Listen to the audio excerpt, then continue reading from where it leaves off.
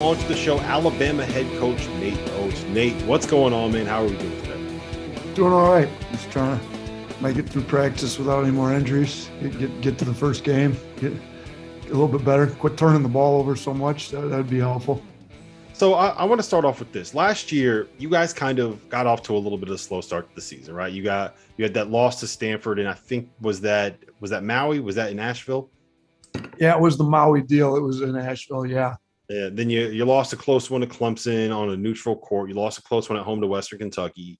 And it just kind of felt like it took a little while for you guys to get going. And then once SEC play hit, it took off like a rocket ship. You won 10 straight games. You won your first 9 in league play. You ended up 16-2 in the SEC.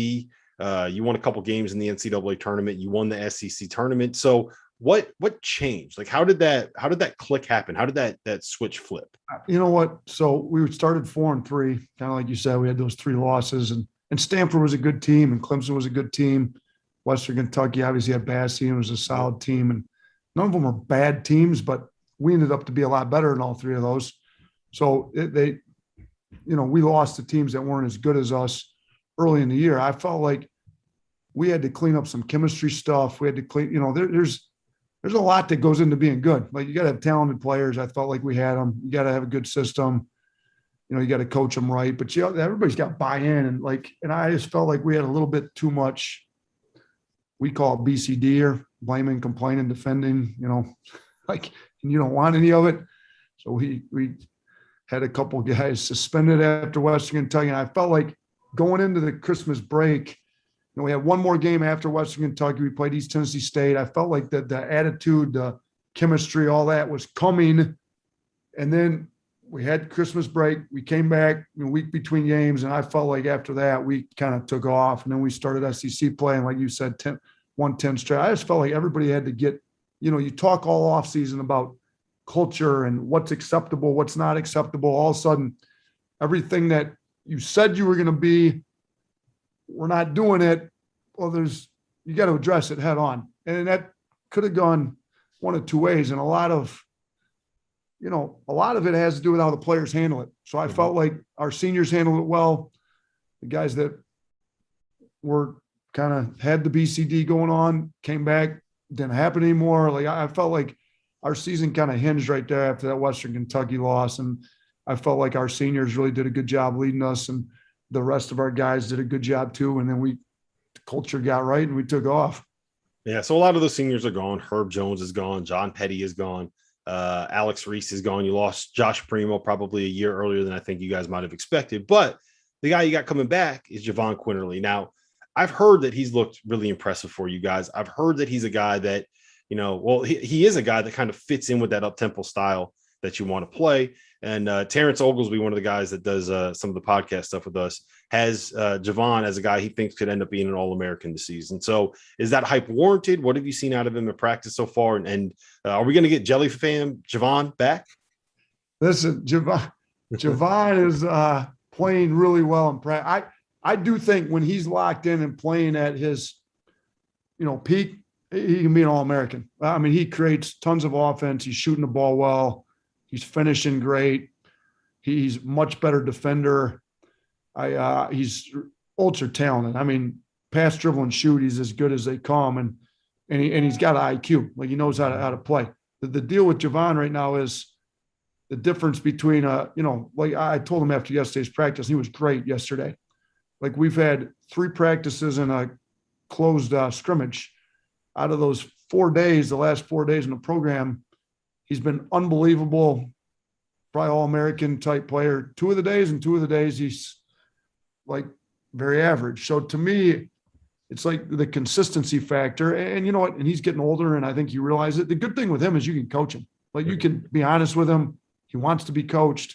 You just got to get him to be really consistent at the high level. And if he can do that, then, I mean, shoot, he was the best player in the SEC tournament. He got SEC tournament MVP last year. The SEC had more pros than anybody. So I think that kid has the ability, has the talent, has the mindset when he's locked in. We just got to get him locked in every day. And that's part of my job as a coach. I feel like if I do my job as a coach, he's coming locked in every day. So I got to do a better job coaching him, getting in his head, having those talks, having that relationship to where he is that way. And if I do my job, I think that kid's going to have an unbelievable year. Yeah, I do too. I'm expecting big things out of him, and it's got to help that this is probably the most normal season that he's had since like his senior year in high school, with everything that he went through. Yeah, with the FBI stuff and the transfer in Villanova, and then when you think about it, he literally had almost 2 years where he barely played because he didn't play much at Villanova, and then he, our first year when we had him, he couldn't play; he had to sit out on the transfer thing, and then last year.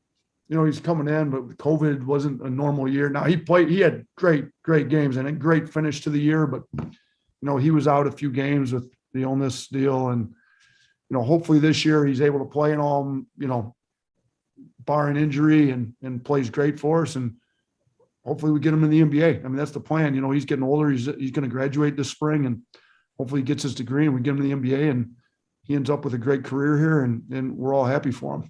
Yeah, I think that's the way it's going to probably end up playing out, at least if it all goes to plan. All right. You also got Jaden Shackleford coming back. He, I believe he declared, and he also thought about transferring for a while. You end up getting him back in the program. I don't know how many people nationally know who this kid is. He didn't really get a lot of the, all the headlines last year where John Petty makes all these threes and Herb Jones plays all this defense and, Jahvon's doing his thing. And you just have Jaden here, who, by the way, is averaging like 14 points, 4 boards, 3 assists, just a really good, solid veteran basketball player. So what kind of value does he have coming back for you? I mean, he was our leading scorer last year. We were the 5th best team in the country in both the polls at the end of the year. He was our leading scorer. Herb Jones was SEC player of the year. Quinerly was SEC tournament MVP, but Shackleford was our leading scorer. So, he put his name in the draft, got the feedback, and he's a great player, but there's stuff he's got to work on to play at the next level. They let him know what it was. He worked hard all summer. He looked at, and he's a really driven young man. His family's done a great job raising him.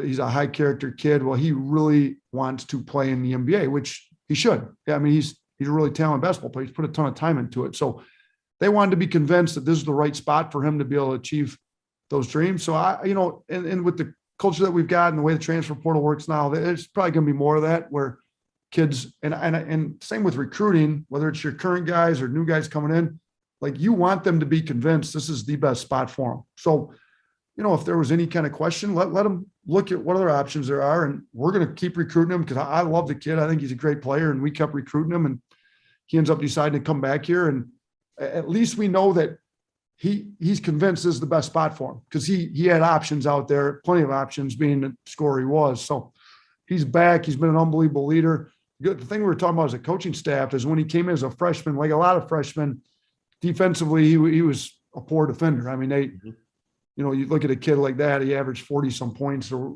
whatever it was out in California. I think he was the leading scorer in California in high school. Like, he's going to kind of like JD Davidson this year, right? In high school, those kids are going to play whether they guard anybody or not. I mean, they're the best player on their high school team by far. In order for their high school team to win, they're playing.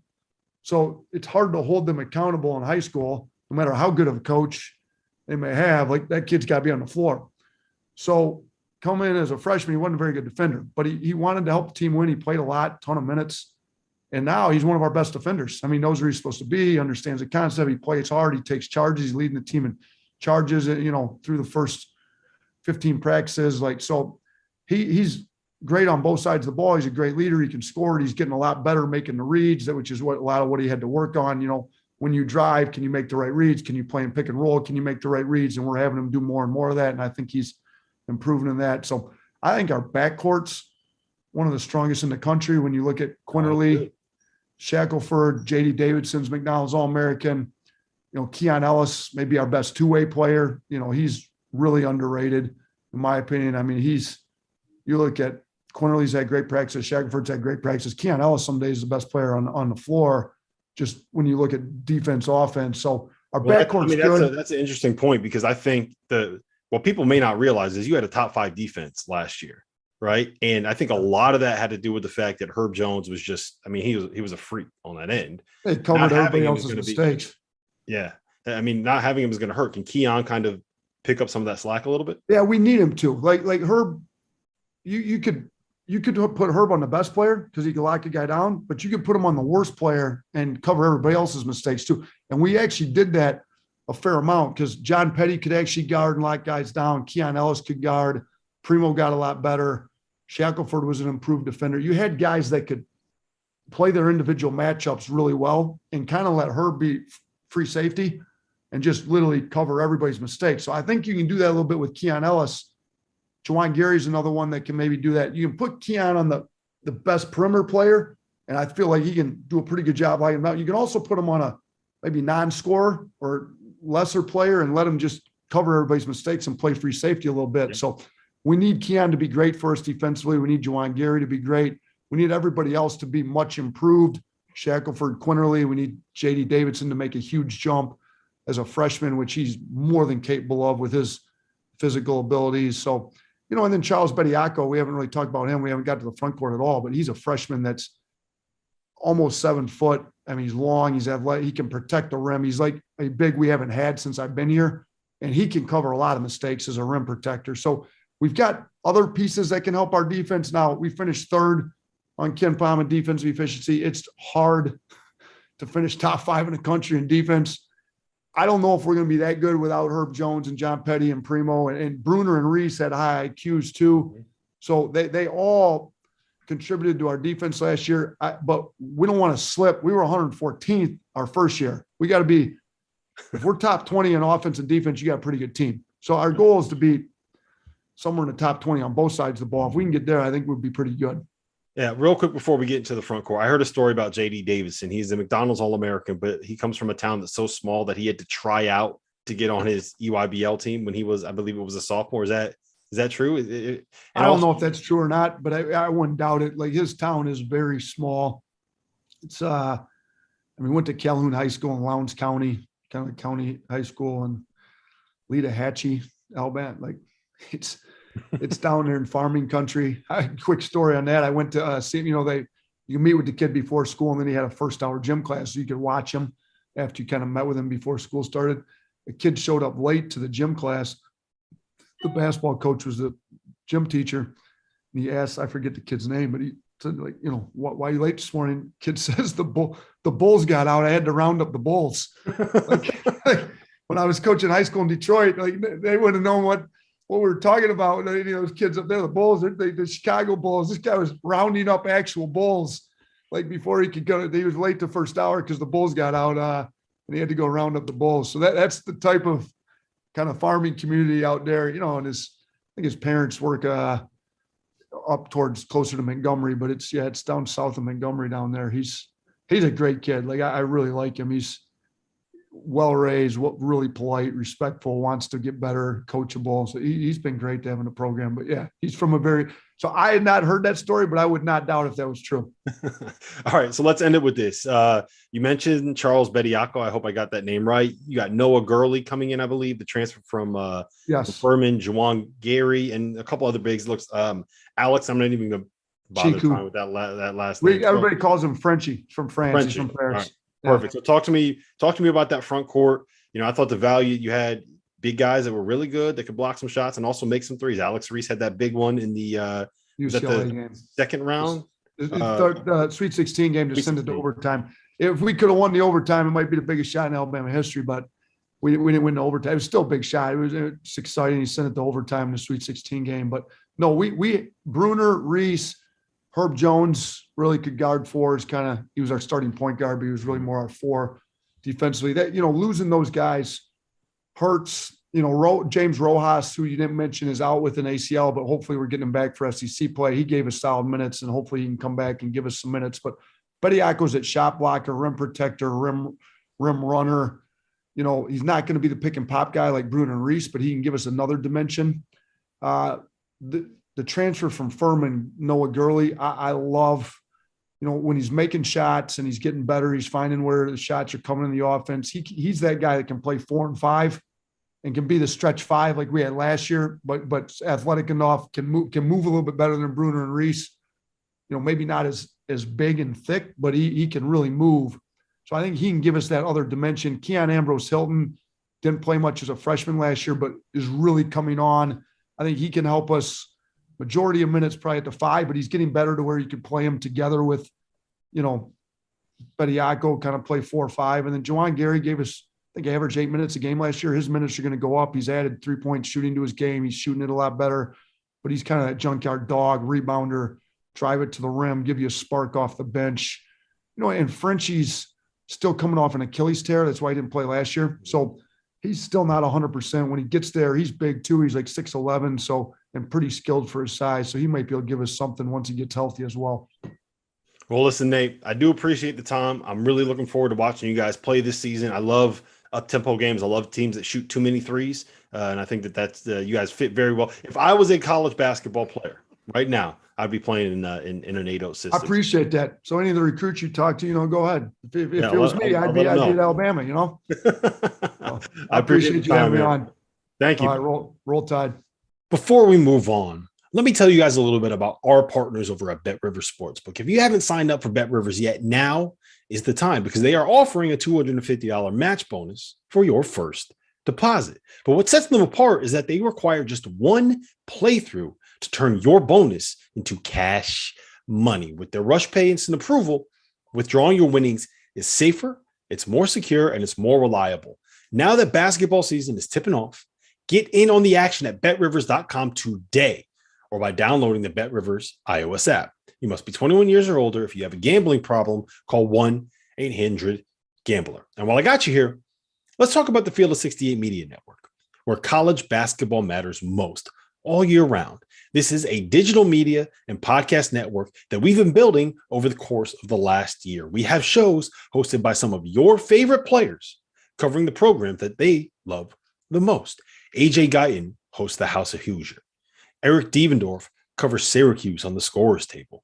Dan Dickow hosts the Gonzaga Bulldog broadcast. We have Florida's Patrick Young and Duke's Andre Dawkins and North Carolina's Shammond Williams and Michigan's Stu Douglas and Illinois' Deion Thomas. The list goes on and on and on. We have more than 30 shows right now. So hit the links below and check them all out. And while you're at it, make sure that you go check out the Field of 12 Media Network, your home for college football. That was Alabama head coach Nate Oats, and now I am thrilled to be joined by Terrence Oglesby, who is my co-host on a podcast on the Field of 68 Media Network and does some stuff for the ACC Network, and Nick Kelly, the Alabama basketball beat writer for the Tuscaloosa. That's always tough for me to say. Tuscaloosa News. Gentlemen, how are we doing today? Everything good? Doing well. It's a bit of a mouthful for most people, so I don't blame you. These northern guys don't get it, man. These northern guys, they can never grab a hold of Tuscaloosa. And if you don't throw the heavy USA in there, you're not from the South. So you got to throw the heavy USA in there. See, I'm working on it because I'm from Minnesota, actually. So well, see, there you go. But you've been there for long enough. I grew up in Tennessee. I know the USA. We're ready. Yeah, you're prepared. All right, so let's talk about the team they have down in Tuscaloosa this season. And Tio, I'm going to start you with this. To me, I think the biggest question mark for this team is going to be what happens on the defensive end of the floor. I don't think enough people realize just how good this team was on that end last season. They finished the year ranked third nationally in Ken Palm's defensive efficiency metric. So how do you replace a guy like Herb Jones? And how do you replace a guy like Jordan Bruner? And how do you replace a guy like John Petty on that end of the floor? Well, it's going to be hard, but you're going to have to look for somebody like a Keon Ellis, somebody with a little bit more length at about 6'6". And he was skinny when he came in, but he's put on some weight. They're going to need him to replace Herbert Jones's kind of lengthy athleticism. And don't forget, Jahvon Gary is a pretty good defensive forward as well. Maybe not the offensive threat that Alabama wants him to be yet, but I think that's the biggest thing. This year, who's going to be that rim protector? Jordan Bruner, the transfer from Yale, did a decent job last year, but they lose Alex Reese. You're going to have some really young players in the front court with Bediako and was it Chiku? Who's from Paris and then ends up at Dream City Christian and then back to Tuscaloosa. Like he's had a bit of a journey, and then he's coming back from an Achilles tear as well. So it's going to be interesting to see how he develops this year. But they have the potential to still be really good defensively, especially protecting the rim. Yeah, they call him Big Frenchie, apparently, Big Frenchie. Is what Nate told me. So are you hearing anything, Nick, about this group and who's kind of stepping forward in that front court? Yeah, well, Bediako is a guy, Charles Bediako. He's a freshman, 7-foot guy, and they need that size because the talent they have in this roster really stems from their guard play and just some perimeter guys. And so they need to see who can step up as the bigs for this team. And Nate Oats mentioned, I think on Tuesday it was, that Bediako really has shown to be a rim protector for them and a guy who can do that. But again, he is a freshman. He's a guy who was a 4-star coming out of high school. And so we'll see how he develops, kind of how he does. But so far, Nate Oats seems to like him a lot at that position as a guy who can contribute and be that rim protector that maybe they even have at times last season. So they're excited to have him in the lineup. Yeah, he's a little bit different than their bigs last year. Last year was kind of Jordan Bruner, who stepped out and made a shot, and Alex Reese, who could step out and knock down a three. It's a little bit more like the teams from the year before when Dante Hall was the 5-man that they had. And honestly, like, I don't think that you replace Herb Jones. You just find a way to do something else on the defensive end. Now, T.O., I know how you feel about Jahvon Quinerly. You know how I feel about Jahvon Quinerly. So, Nick, I'm going to give you the first comment on him because the field of 68, we're very, very high on this dude. T.O. had him as a preseason first team All-American coming into the season. So what have you seen from him? What have you heard about him? And is he kind of living up to that hype? Yeah, I think the simple answer is yes.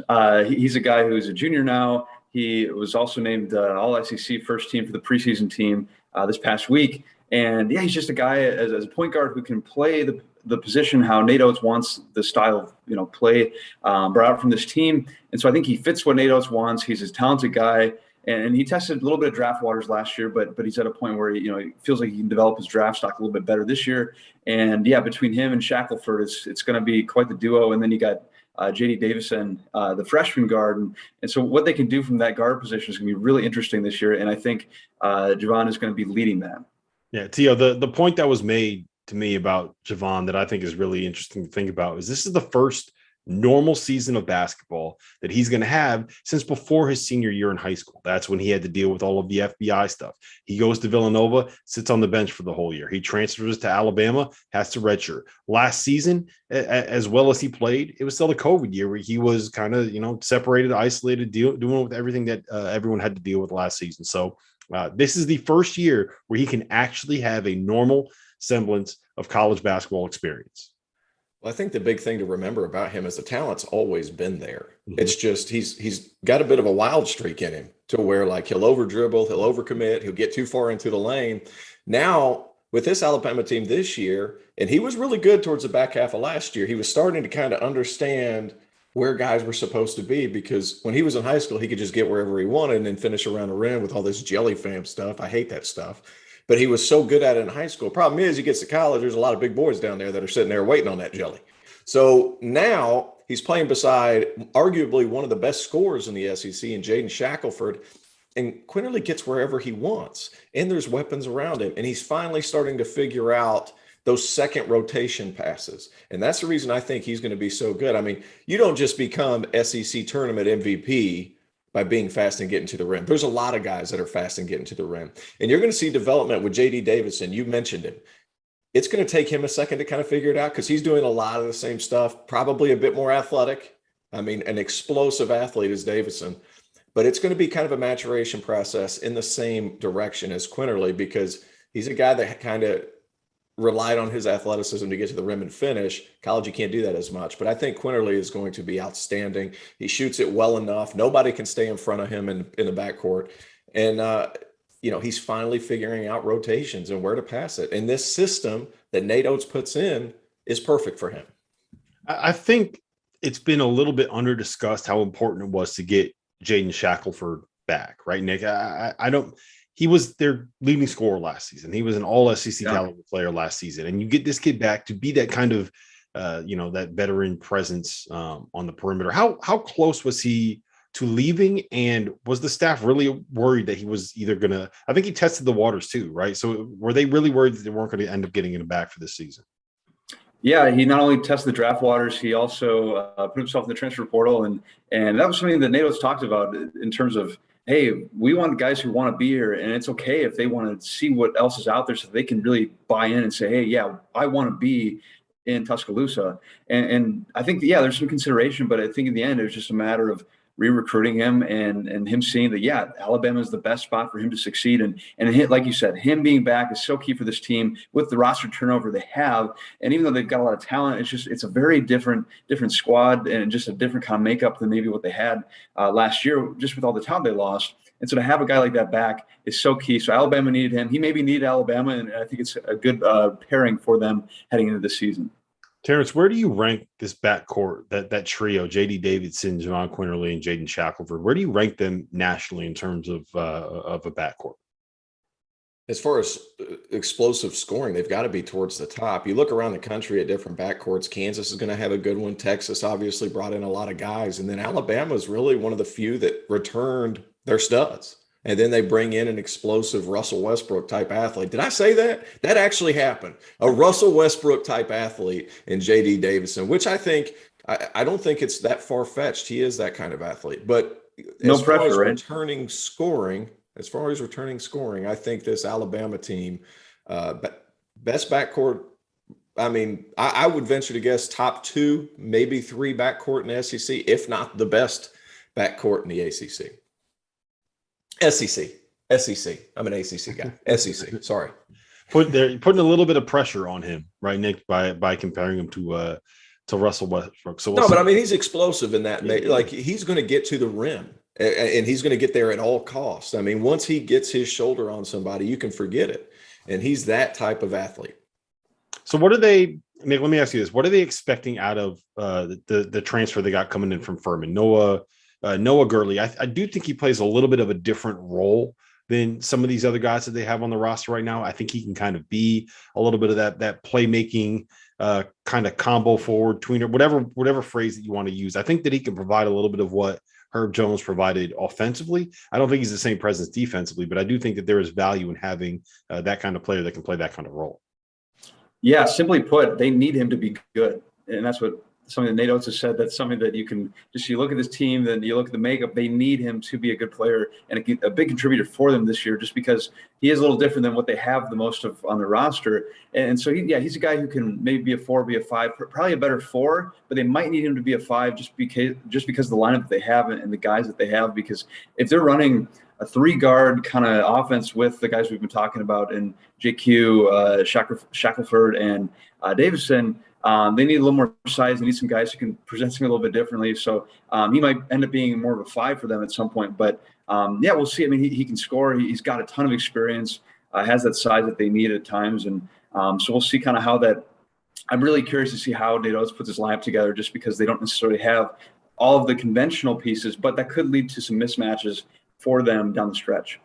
All right, so let me ask you this, both of you guys. What I think that this team can win the SEC. Kentucky's going to be really good. Tennessee is going to be really good.